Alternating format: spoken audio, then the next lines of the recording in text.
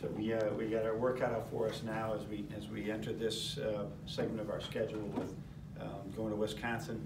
We're 8 guys back from a team last year that if they had not beset by injuries, would have been a bubble team or maybe even in the NCAA tournament. They're always tough. They got a great plan. They don't beat themselves, and they have an All-American center, by the way, who is absolutely terrific and maybe a Wooden Award type of winner when it's all said and done at the end. So seems like we've been guarding Hap for 16 years, not 5 years, and he's a tough one.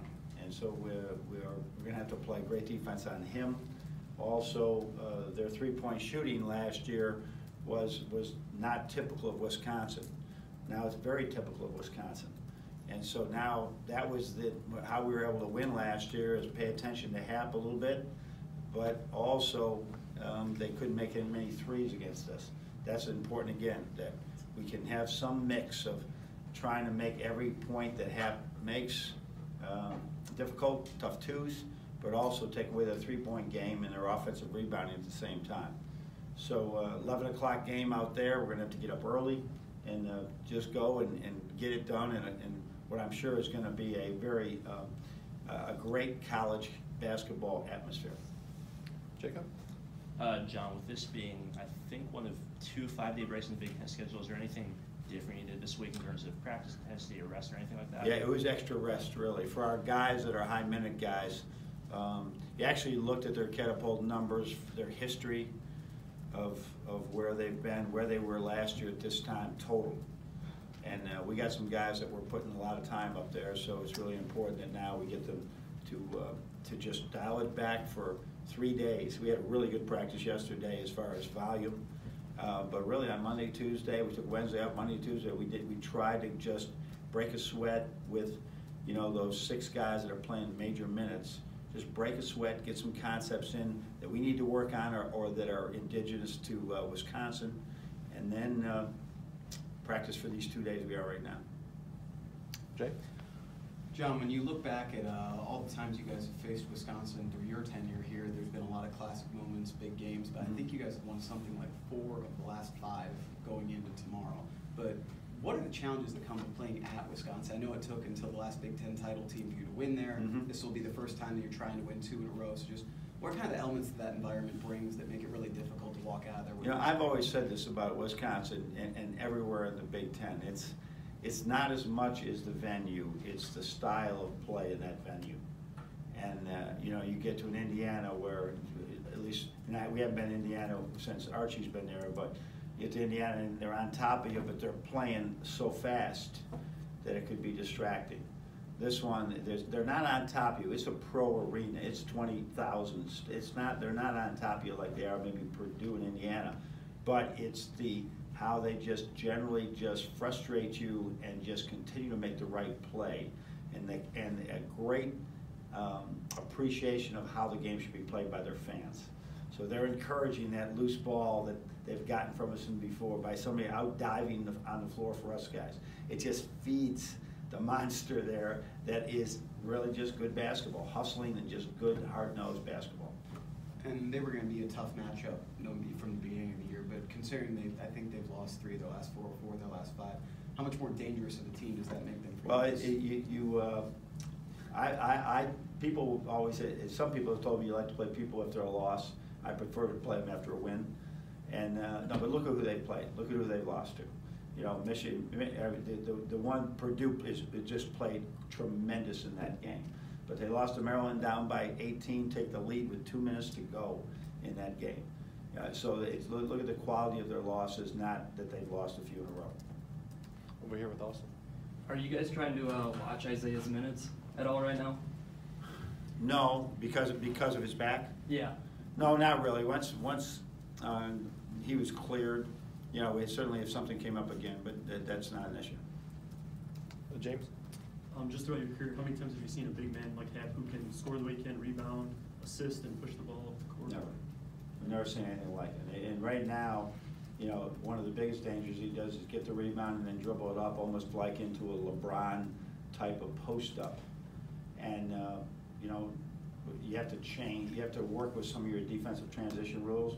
For example, X takes the ball a lot for us, right? Well, if he's taking the ball and at half has it, then he's taking half to start it out. So we try to figure out some things we can do, but never seen anybody like this with the skills. Barely, just put him alone. The guy with footwork under the basket like this, it's rare. It's rare. And now a guy can really pass. He's 6'10", and he's, if he, I said his shooting is the only thing that is the one thing that you hope he has a bad day shooting or has a bad day from the foul line. But no, this is one I'm gonna be so glad when he's long gone. And you mentioned his footwork. I mean, how difficult is it to maybe simulate that in practice with? Yeah, you can't. You just can't. Now, Jaron Falls has been doing a great job with us. He's really improving, and he's a 6'10" long guy that can dribble, and dribble really in small areas and just keep you from gapping in on him. So it's really a challenge because once you even stop the dribble, he'll have 3 pivots that are all legal that you had to guard all 3. And as soon as you sleep, he's going to score. Andrew? Coach, an opposing coach said Xavier Simpson was the MVP at this point in the Big Ten. Others have talked about Teskey, obviously, 3 other guys who are leading the team in scoring. I mean, have you ever thought about that? Who's our most important guy right now? No, you know me, Andrew, that's not good. That's a bad question right now.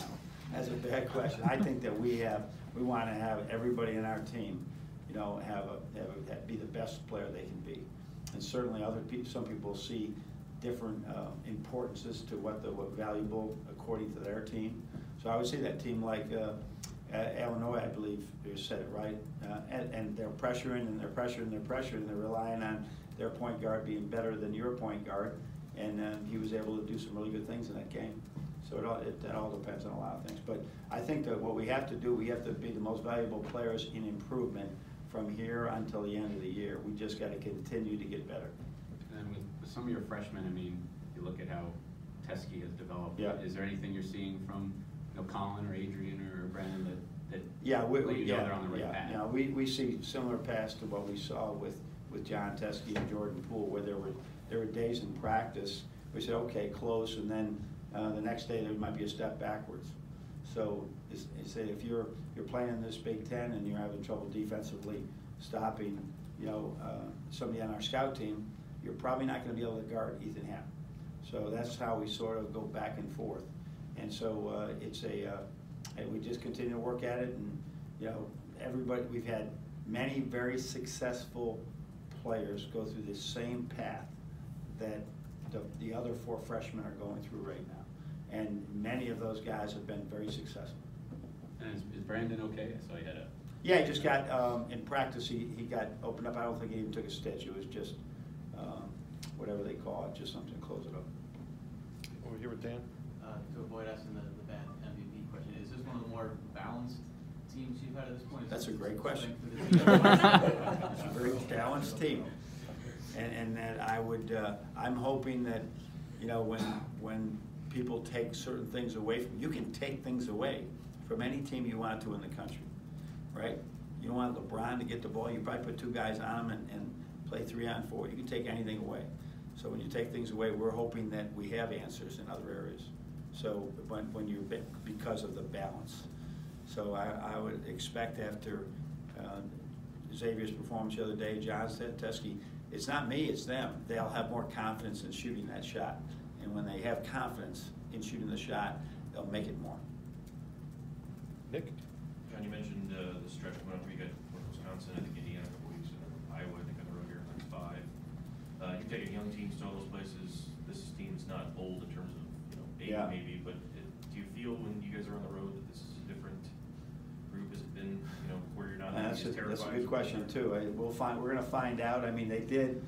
Both Northwestern and Villanova were extremely hostile environments. I thought probably more Villanova than the other. And it seems like it was a year ago that we went there. So we're going to find out real quick how united we can be and stay together, because leads can evaporate very quickly in Madison, or you can get out of it very quickly in Madison, and then getting back into it is really hard. So we're going to find out now. Well, we have 14 games, we got only 6 home, 8 away. So we're going to find out. We better be good on the road, right? Or you can't compete for a championship. Anybody else? John?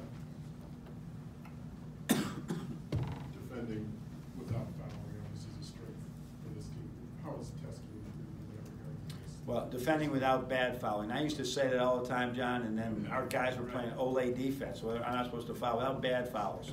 So the big thing is that the verticality rule is something you can control. And that was his biggest issue, is right at the end, putting his hand forward, the guy puts his hand through your hand and you get the foul.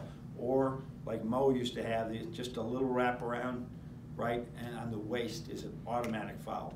And I think it's the things he can control, he understands now. Where Austin still has not get to that point. He's still, you know, just overdoing his physical play with hands or extended arms.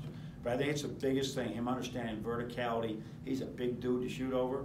He doesn't have to block shots to make them miss. James? Brady's only seen a couple minutes since he had the Yeah. breakout game. Is that just with Isaiah coming back?